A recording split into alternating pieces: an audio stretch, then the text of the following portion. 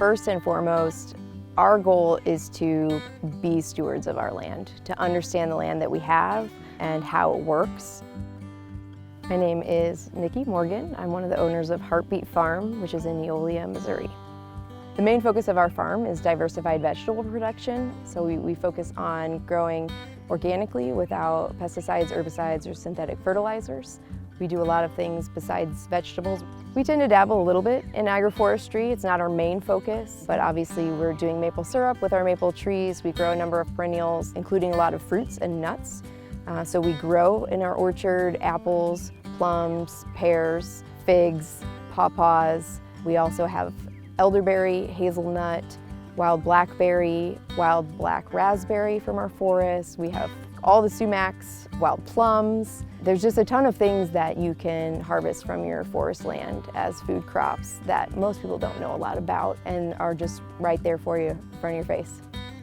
We've been working with the NRCS essentially since we started farming. Within our first year, we kind of made contact with them, and we had a particular person that took us under her wing and helped us, but so far we've had tons of staff that have been involved in our operation. Every year we have had some version of an NRCS program active on our farm.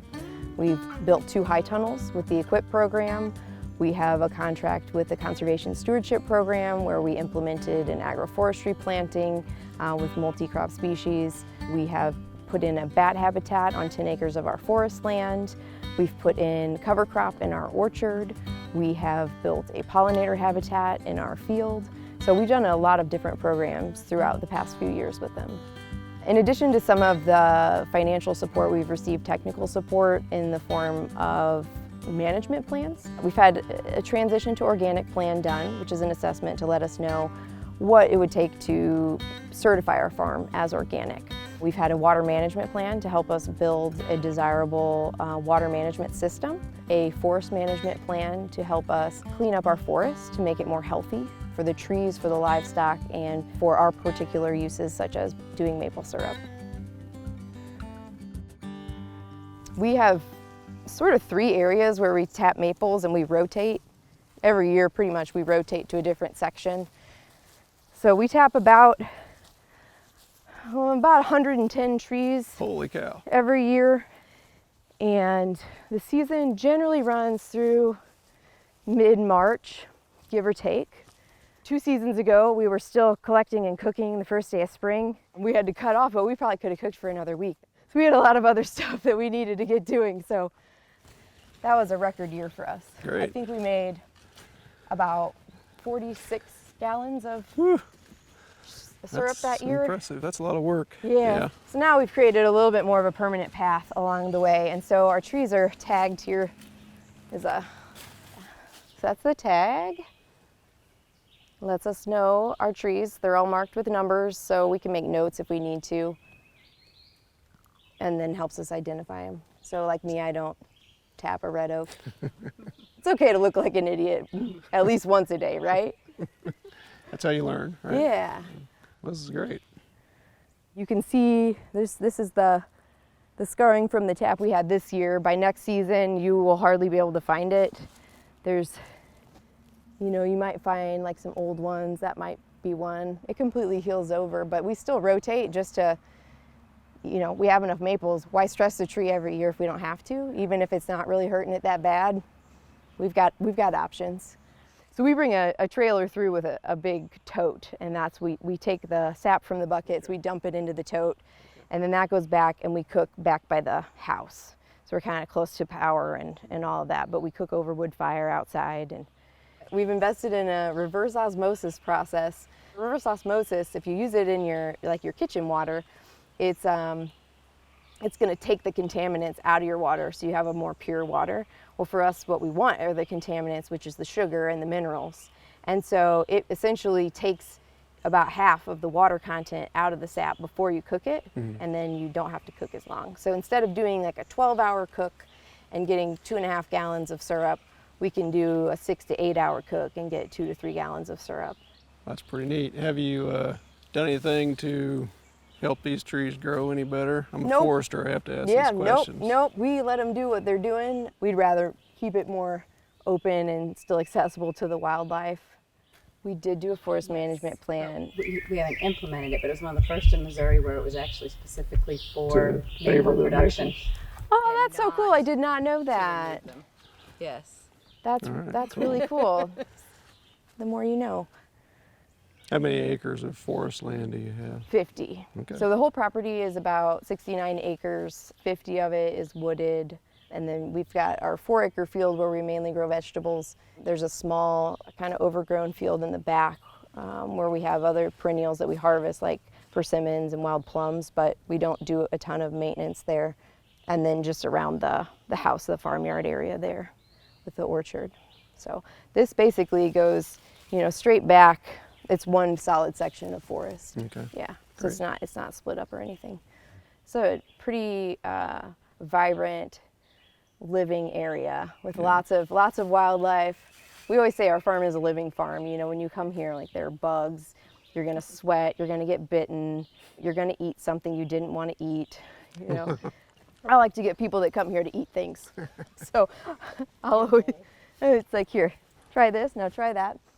We really like to maintain just a lot of wild edibles. This is fragrant sumac. There's some right there. Yeah, there's some. They're just about ripe. Have you had one before? Yeah, they're really good. It makes berries in the spring. Other types of native sumac make their fruit generally in the fall. This makes nice little tart berries, and sometimes they even look kind of milky, which is a little bit of a turnoff, but they're pretty tasty, and they have a little bit of a hard seed inside them. But it's the skin that has the flavor.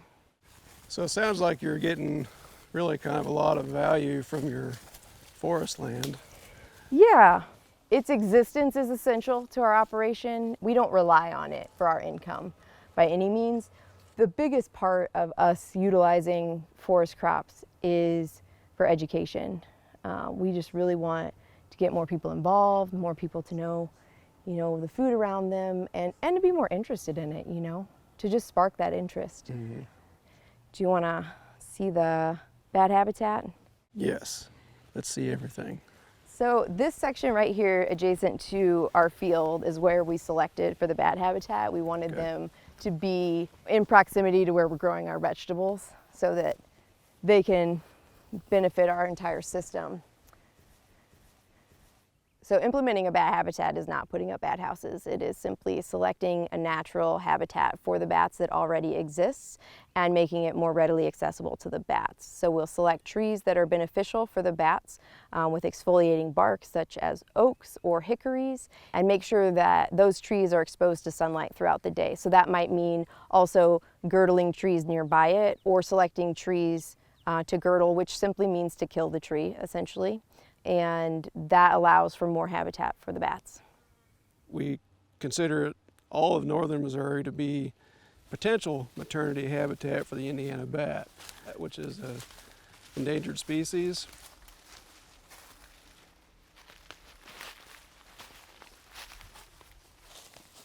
So yeah, this is one of the double girdled trees. It's about a foot up. Oh yeah, right there, okay. So, to kill a tree, one method of doing it is girdling it, where you take a chainsaw and cut into the living part of the tree right under the bark, about a half an inch or so deep. And basically you're severing the xylem and phloem, where the water and nutrients move up and down in the tree, so that it basically dies from the top down.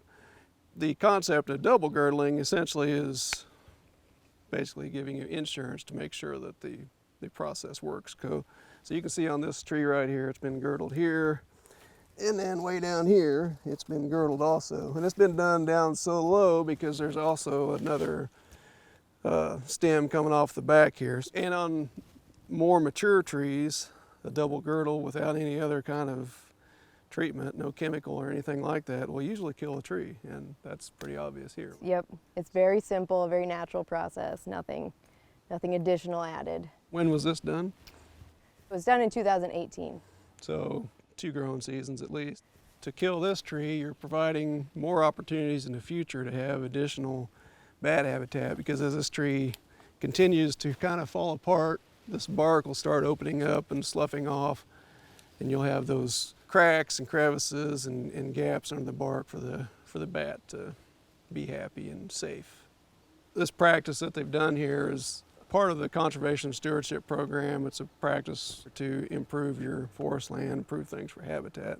So I guess you've got your whole place in CSP. Yes. All right. Excellent. We're in hope that this provides habitat and that bats will come, but you're just putting it out there, creating in the natural space for living things to be. After we put this in, we noticed, and I don't know if it's related, but we noticed an increase in our woodpecker population. Definitely. And so woodpeckers then provide habitat for bluebirds.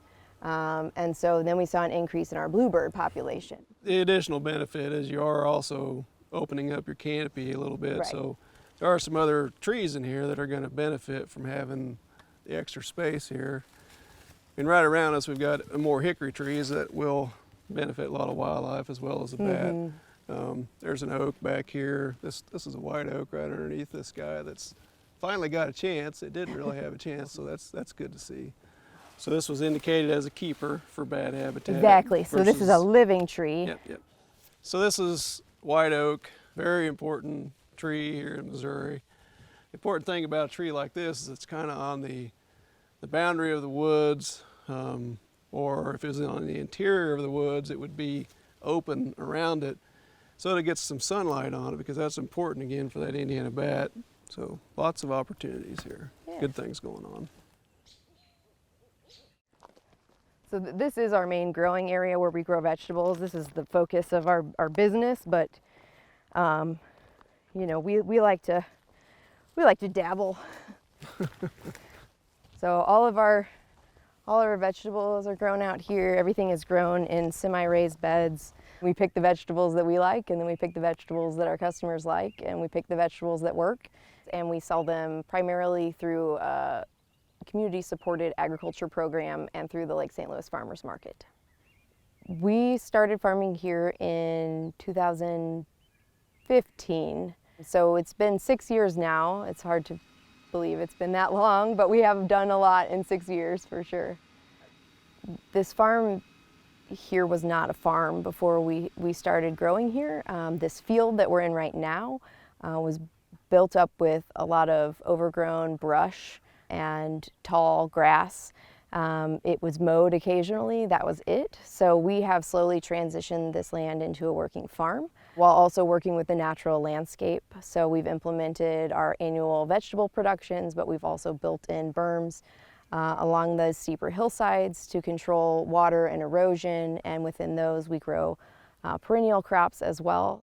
I could show you our hazelnuts, which are coming in pretty strong this year too. Let's take a look at down that. here on these berms. Okay. I think out of like 75 bushes, about 3 maybe died. That's it. And we have never watered them. Yeah.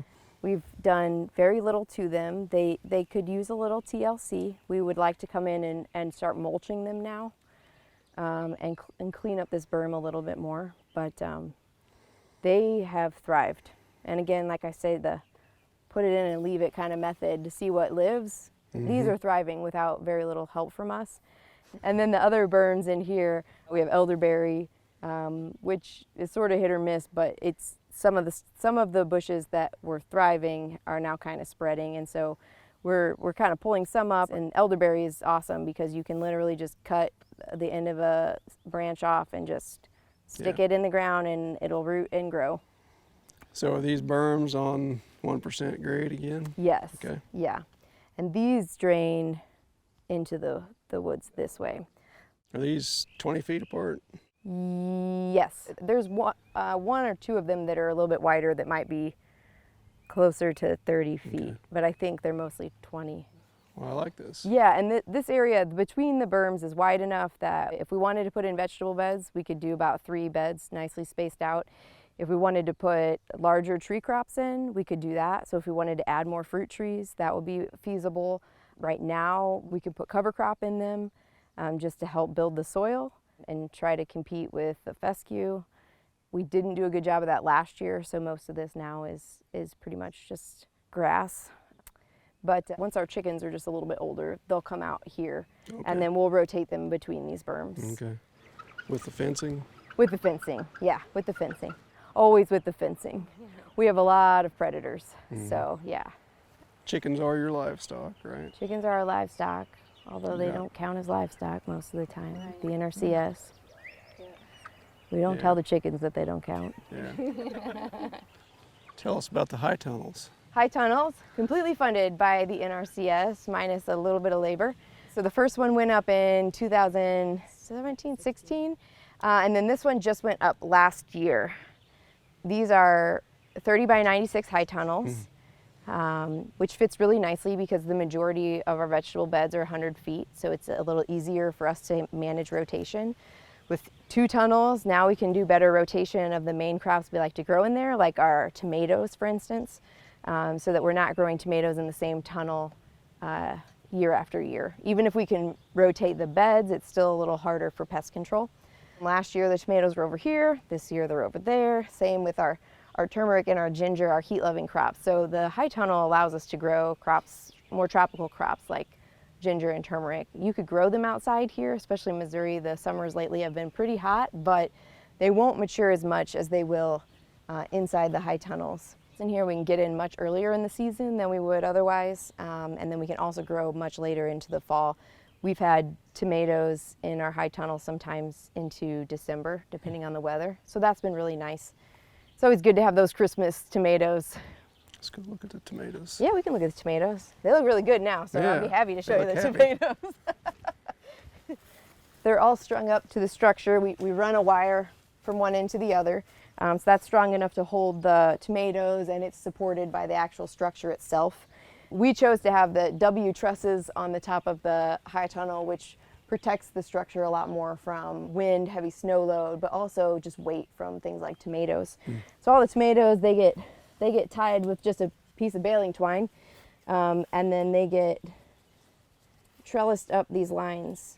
So you have fruit here. These leaves above them shade that fruit.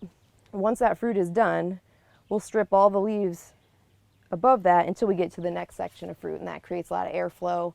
That helps a lot with disease management, getting those old leaves out. They're not really serving much of a purpose for the tomatoes at that point, and just keeps them a little bit healthier. And the landscape fabric just helps us with weeds, which also helps us with disease management, because one of the easiest ways to get disease is to not have airflow and to have a lot of weeds that are hosting diseases that are going to affect your plants.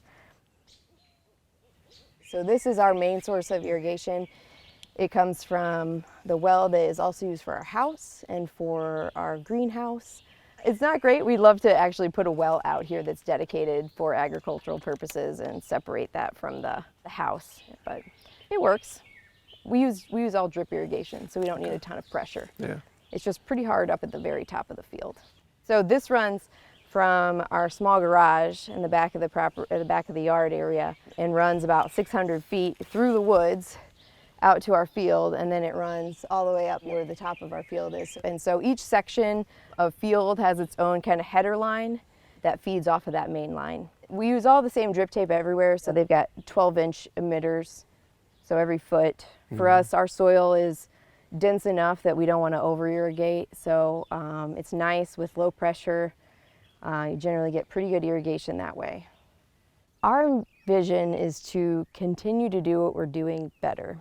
So we want to add more things to our farm, but we want to do it with purpose. So we want to make sure it fits into the natural landscape, the natural workflow of the farm. We want to make sure it's environmentally friendly in what we're doing, but overall we just want to do what we're doing better. One of the next things we're going to be doing is just a small project to hopefully put in a windbreak on the western edge of our field. It's up at the top of the ridge, it gets a ton of wind, and it can do a lot of damage to some of our annual crops. We had tomatoes up here last year, and the wind was just brutal on them.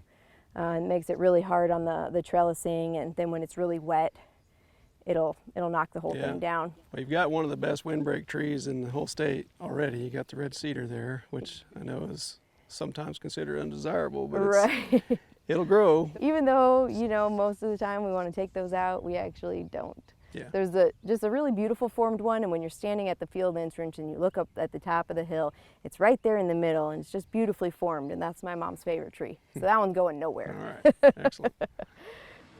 I always tell, especially beginning farmers, especially farmers that are trying to grow organically, that are more interested in conservation practices, that they really should contact the NRCS, because there are tons of programs out there, one, to help you financially, but also there's just tons of ideas of ways that you can better utilize your land in a natural way that helps preserve the landscape, preserve the native habitat, enhance the habitat, provide habitat that wasn't there.